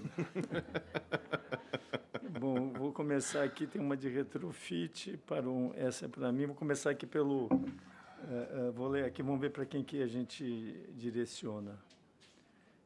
Foi dito no primeiro painel que o PDE de São Paulo está sendo revisado. Essa revisão pode alterar algum projeto do PIO que está ativo ou que já foi proposto, tendo em vista que o PIO é baseado nas diretrizes do PDE? Quer falar? Mas você está perguntando se o PDE pode alterar o PIO? A princípio pode, né? Se pode mudar, tudo, pode tudo. Mas eu acho que não assim, é intenção, agora, né? eu acho que poderia até, eu acho, assim, a hora que a gente fizer uma análise um pouco mais detalhada do PIO, algumas questões aí que são graves, fundamentais, poderia até fazer um ajuste, eu acho, no PDE. Não vejo por que não. Mas já vai ser tão difícil mudar o PDE, porque o PDE mudar o PIO vai ser mais difícil. Essa pergunta foi da Luísa Luz. Tá? Agora o Paulo está perguntando para a CETIM. Vocês não acham que incentivos direcionados para a região central pode reforçar a gentrificação que já é latente em São Paulo e empurrar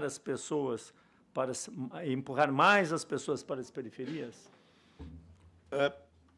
Na nossa experiência no centro de São Paulo, acho que ele mostra, eu até comentei, acho que das regiões com maior diversidade da cidade de São Paulo, e onde convive o maior número de pessoas de classes sociais diferentes, de perfis diferentes, idades diferentes.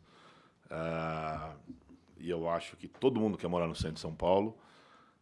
A mobilidade urbana no centro de São Paulo permite isso, facilita.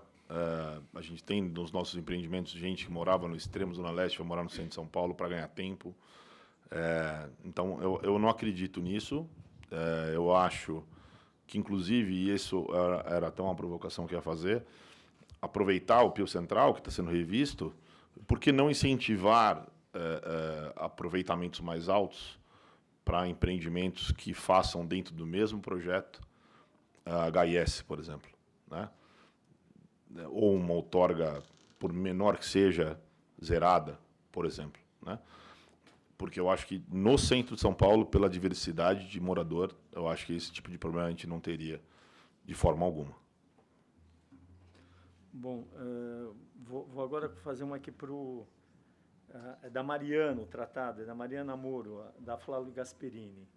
Para alavancar os investimentos privados, especialmente em retrofits, no perímetro do PIO do centro, seria possível acrescentar alguma política pública nos moldes do Reviver Centro, apresentado pelo Fajardo? Sabemos que, por exemplo, a Operação Urbana Faria Lima está em processo de encerramento e há discussões sobre como lidar com esse território.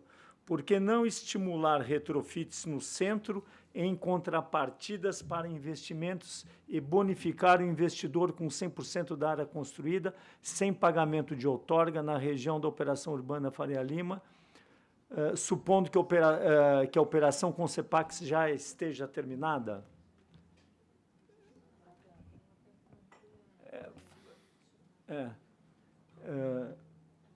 Quer comentar? Eu já esqueci tudo, mas não. Ó. Quem que fez a pergunta? A Mariana Moro. Fala, Mariana, tudo bom? A sua pergunta é muito interessante. Aliás, você fez aqui uma proposta, né? Uma proposta. Eu acho muito legal isso. Eu até estava conversando com o Fajardo aí mais cedo, que eu queria entender como é que eles estão recalibrando a questão do incentivo, porque é fundamental isso aí. É uma ideia que, não sei porque o pessoal... É porque eu volto àquilo que eu falei, o pessoal não gosta de dar as coisas, né? Sei lá. Né? Mas, na verdade, é um incentivo muito interessante. A gente está agora, até na revisão do PDE, querendo propor um incentivo também nesse sentido. Quer dizer, o cara que faz HIS1, ele ganha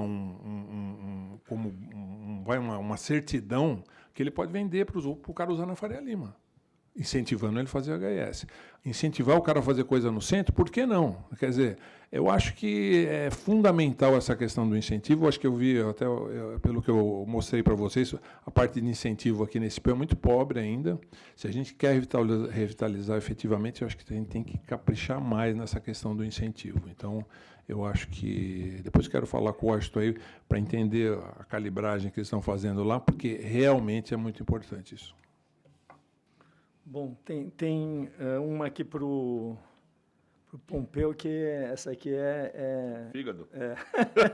Foi direto. Não, mas você tira de letra. Vamos lá. Enquanto cidadão, ou mesmo executivo da CETIM, o que você achou do produto final do Parque Augusta, essa joia da área central da cidade? Eu não vou discutir o como chegamos lá, porque eu acho que não cabe a mim, acho que é um assunto muito maior do que eu. Mas acho que o resultado, o Parque Augusta, basta você ir lá no final de semana e ver que ele funcionou, né? E ele é tão cheio,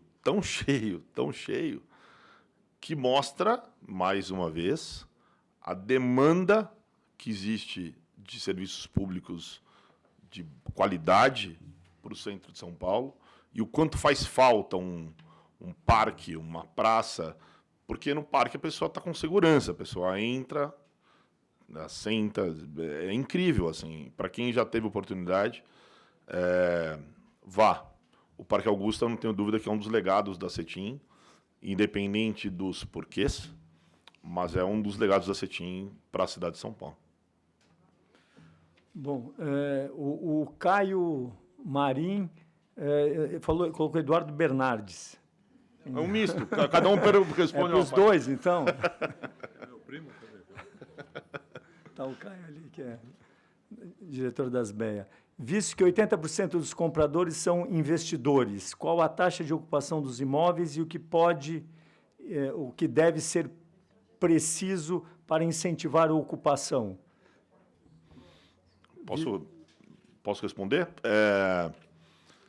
Que esse era uma das pautas até do comentário. Na prática, um empreendimento de qualidade, numa boa localização, ele vai ser ocupado.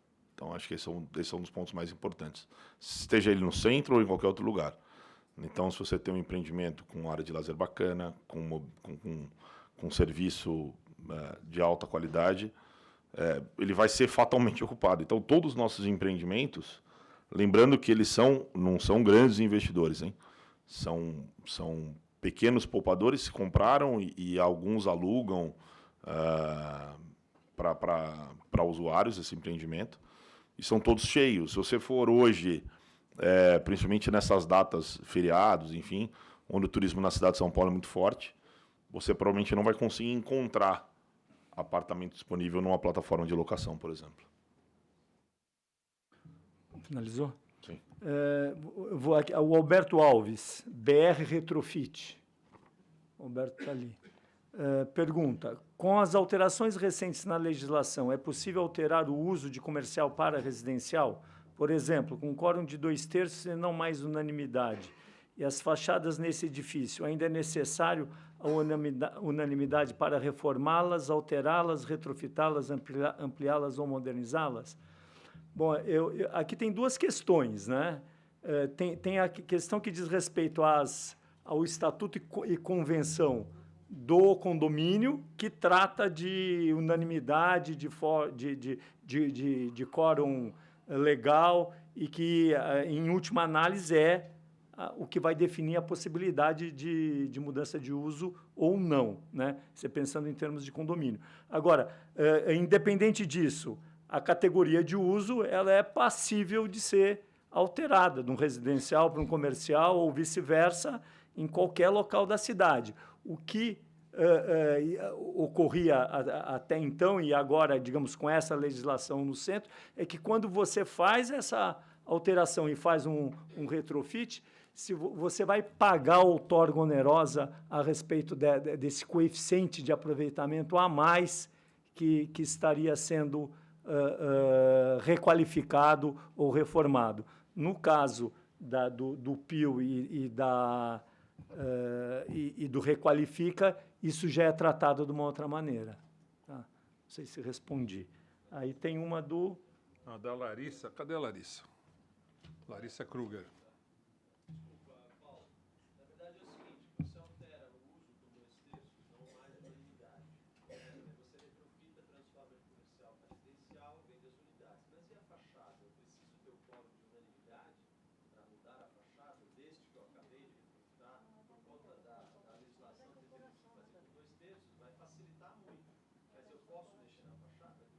Então, é incorporação também. Vai estar na questão da convenção e no Estatuto da Incorporação. Aí você pode. Você pode. Tem as questões, né, de mudança de fachada, etc. Também, É muito mais legal. E aí, em termos bom, aí tem as questões de patrimônio, que aí é uma outra conversa, né? Aí é uma outra conversa. Se o imóvel é tombado, não é. Você não pode alterar a fachada em perímetro de área de influência de imóvel tombado, né? Essa é uma questão que precisa ser enfrentada, né? Ainda mais numa situação dessas. Você tem um imóvel tombado, você está na área de influência dele, você está fazendo um projeto, você alterou a fachada, pode ser até uma reforma simples, mas você fez a alteração interna, você fez a alteração da fachada, você tem que aprovar no Compresp essa alteração, né? Então, essa é uma das questões que a gente precisa superar. Cláudio. A Larissa Kruger, cadê a Larissa? Oi, Larissa, tudo bom? O que você quis dizer aqui? Você fala assim, comentar sobre a restrição na ZEM no PIO para HIS.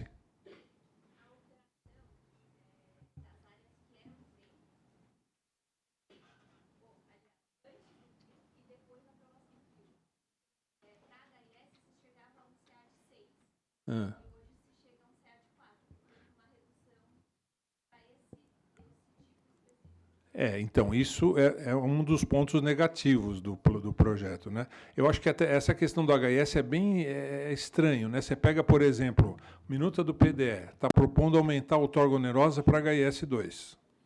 Não dá para entender, né? Aí, por exemplo, outra coisa, você tem fora do eixo, você tem 50% de aumento no coeficiente para HIS. No eixo não tem. Então, se você quiser fazer HIS no eixo, quer dizer, as pessoas mais pobres morarem no eixo não tem incentivo, só para fora do eixo. Então, não sei. Mas, no caso que ela está comentando, aí você vai fazer a aprovação do projeto usando o decreto, e não o PIO. Né? Depende do decreto do PIO. Não, é simples, você viu? Do decreto depende do decreto do PIO. Não, estou falando do decreto para EHIS. Olha, fazer a aprovação, deixando a lei de lado, usando o decreto, eu acho que é super perigoso, mas tudo bem. Mas é péssimo, viu, Larissa? Realmente foi um backdown aí. O Hamilton, a definição do que se pode construir nas envoltórias de bens tombados poderia ampliar a produção imobiliária? Para nós três aqui. A definição do que se pode construir nas envoltórias de bens tombados poderia ampliar a produção imobiliária? Não só o que se pode construir, eu acho que devia ter um regramento prévio sobre as envoltórias. Um regramento guarda-chuva, vamos dizer assim. Olha, então, o Compresp vai lá e fala assim, olha, é o seguinte, nas envoltórias, se você fizer a construção assim, assim, assim, não precisa nem vir aqui. Se você quiser ir além disso, aí nós vamos analisar. Então, se fizesse isso e fosse uma coisa razoável, já alavancaria muito o processo, porque hoje em dia é um processo complexo, demora muito, você tem lá umas informações básicas nas regras da envoltória, mas ainda passível de interpretação por cada técnico. Então, Isso é um grande problema. Todas as vezes que você discute revitalização da área central, a Elo aqui também está cansada de saber disso, você esbarra nessa questão. Uma vez a gente estava lá, eu estava com a Elo lá na Secretaria de Planejamento, na SMUV, foi feito aquele projeto de revitalização do centro, sentamos com o presidente do COMPRESP, com o presidente do CONDEFAT e a presidente do IFAM, né, para conversar sobre como resolver essa questão. Solução nenhuma.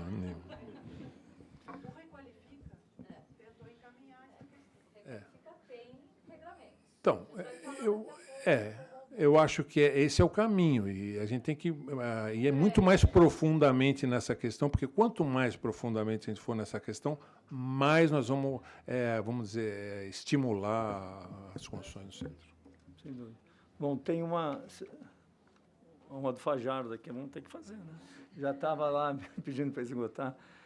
Seria possível atrair capitais de mercado de carbono para o retrofit? Como? Alguma ideia? Essa é interessante, né? Porque, digamos, o retrofit pressupõe, né, que haja uma questão de sustentabilidade colocada e, dependendo da forma como você trabalha isso, resultará numa redução de emissão, né? E isso poderia se transformar, por exemplo, num título, em alguma coisa que pudesse ser. Eu acho que a ideia é fantástica. Você pega lá na Europa, principalmente, né, o pessoal já pensando, por exemplo, substituir tinta que tinha chumbo por outro tipo de tinta. Tem uma série enorme de questões que podem ser utilizadas, além de você tornar o próprio edifício sustentável, né? Você vai exemplos enormes do cara usar geotermia para fazer o acondicionamento ambiental do edifício e o painel solar, produzir energia. Quer dizer, tem uma série enorme de coisas que poderiam ser utilizadas com grande vantagem do ponto de vista até de recursos, né? Quando você fala nessa questão do carbono. Eu acho uma ideia ótima. Tá bom. Bom, vamos encerrar aqui, que vamos ter a período da tarde, convidar a todos. Tem um pronunciamento aqui do nosso apresentador. Agradecendo a gentileza, a todos permanecerem com a gente, mesmo no adiantado da hora. Espero que possamos contar com todos vocês aqui à tarde. A gente tem mais 2 painéis muito interessantes. A Cristiane vai apresentar aqui para a gente também. A gente vai falar sobre segurança. Enfim, vocês têm uma programação aí muito interessante, porém muito vasta, com conteúdo muito longo. Então, eu quero agradecer muito aos senhores pela gentileza. Muito obrigado, engenheiro Cláudio Bernardi, Eduardo Savioli. Também agradecendo ao César Azevedo, que teve que se retirar, e a moderação brilhante aí do Paulo Lisboa.